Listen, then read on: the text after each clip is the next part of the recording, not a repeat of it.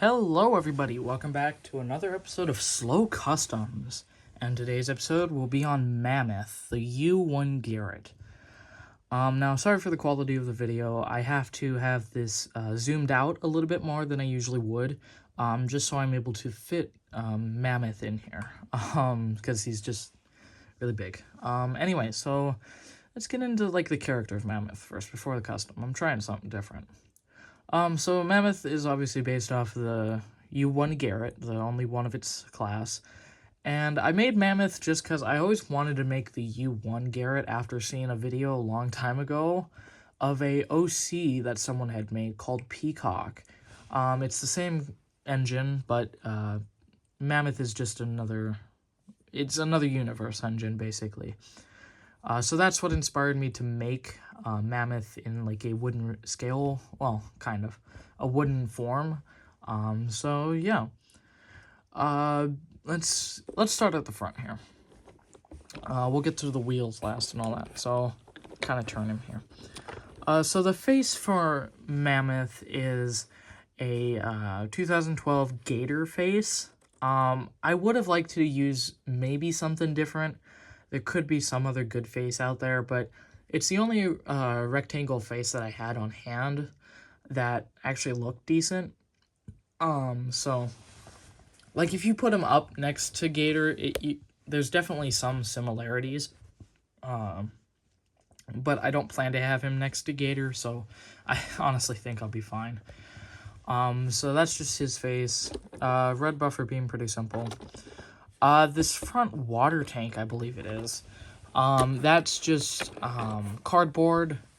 Well, first I started with cardboard, basically just kind of eyeballed it with, like, the gap here, and then I went around, made kind of like a cardboard rectangle box thing, and then I put a piece of wood on top of a Lego brick that was obviously heavily modified and whatnot, and I glued it in there to give it that little lip and the height that it needs to, like, represent what it was. Oh, there we go. Camera just worked now. Okay. Actually, this is a good angle right here. Can't get the entirety of Mammoth, but the quality is better. So there, we'll just do this in this quality now. So anyway, so it gives him the lip and all that, and I think looks nice. The headlamp on him is a, like, wooden railway tender dowel thing. I don't know, it's the dowel, the plastic dowel piece they use to hold the tender bodies in place onto the chassis, so, yeah. He's obviously painted black. This is an entirely black model. I wanted to give him some color, but the U1 never really wore any other colors besides the gray came out in and the black, so I figured I might as well go with black. The little indent there, well, it's not really an indent, but the painted indent is supposed to represent the arch that the water tank had on the actual U1. I don't know if that served any purpose besides just looking good. So if you guys know what the arch on the water tank and the coal bunker were, I'd greatly appreciate it. Yeah. The name for him is just a piece of paper printed out and stuck on with a bit of glue. It was originally up here on this top section here. That was not my intention when I first printed the stickers, because it turned out that I had the print settings wrong, which shrunk the nameplate. So as a deal thing, I just kind of put it up there, but looking back on it, I decided to switch it down and move it to the side of the tank, because honestly, I think it looks really good. And how I came up with the name Mammoth is just a giant engine. When you think of Mammoth, you think of like a giant woolly beast. Well, here's a giant engine. So, yeah. Now we'll go on to the main engine part of him. So the boiler for Mammoth is just two dowels that I took off of a loom. It was a loom that hasn't been used in like 7 years, so it's just been sitting under the stairs, so I figured might as well put some use to it. So I just kind of cut it down to size and just glued it on, and then I glued a cab on. The cab is from, I believe, Daylight off-brand engine. Yeah, it's the same engine that I made Darla out of, and Shooting Star Gordon. So I've used 3 of those now for customs. But anyway, so I just cut that off and glued it onto the back of the dowel. Then for the firebox, I just took a thing of tape and wrapped it around the body there. I would have liked to wrap it around this little section here to cover up that gap, but this part was added after. I believe this is the part of the firebox. It's like part of it that's under it, so yeah, anyway, that's just a piece of balsa wood. And speaking of which, the running board is balsa wood, just because it's the right width of the normal wooden railway engine, so yeah. These little sections here are just strips of cardboard that were slid underneath the tape here, so that kind of give it a bit more structural integrity, which I like, and it worked out really nice. I wrote LNER on the side of it, just like how it was. The letters are a little wonky, just because I had a hard time trying to space them out. It doesn't look too bad, though. The smokebox door, that's another piece taken from the Daylight. It is the smokebox door from the Daylight, and I just kind of glued it on, so it works. The funnel for him, I believe, I could be wrong, that could be a push-along Thomas funnel cut down heavily. I can't remember off the top of my head what I used, but it's definitely not a wooden railway funnel. The dome for Mammoth is admittedly pretty small, and I kind of regret making it that small, but you have what you have. So I believe that's... Honestly, I don't even remember what this was for his dome, but it's there. There is tape going around the boiler section here, because there was a gap from me gluing it together, so yeah, it's fine though. Oh, and underneath, I added this little like section here that goes up. I don't know what that is. I think it's like just a support, to be honest, but I could be wrong. Anyway, let's see. Oh, and I did think to myself that I made the boiler a bit too long, but now that I've kind of added the stuff on the bottom, it kind of works out a lot better in terms of like scaling, so I think it's all right.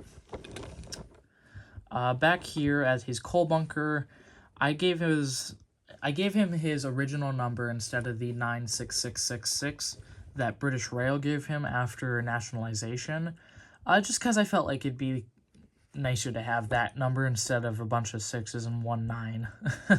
So yeah, I gave him his 2395. Otherwise, the bunker is the same kind of build process as the front, with that little archway.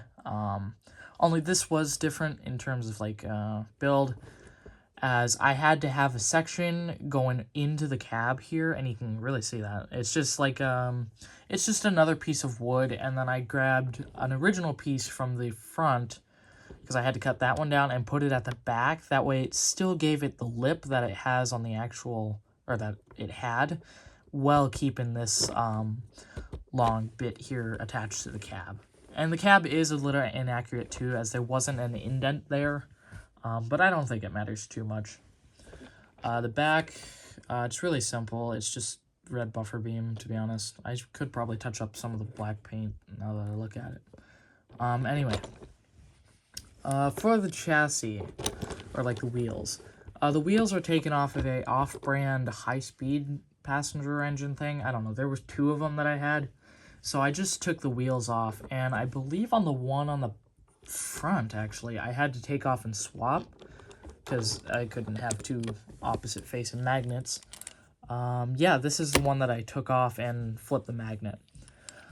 So it's just the 2 chassis glued together, with obviously the magnet taken off this one. Oh, actually, no, I don't think this one ever had a magnet. Anyway, and using the high-speed passenger trains worked because it didn't have a front magnet, which gave it like just like a nice flat look. So that's why I really like those.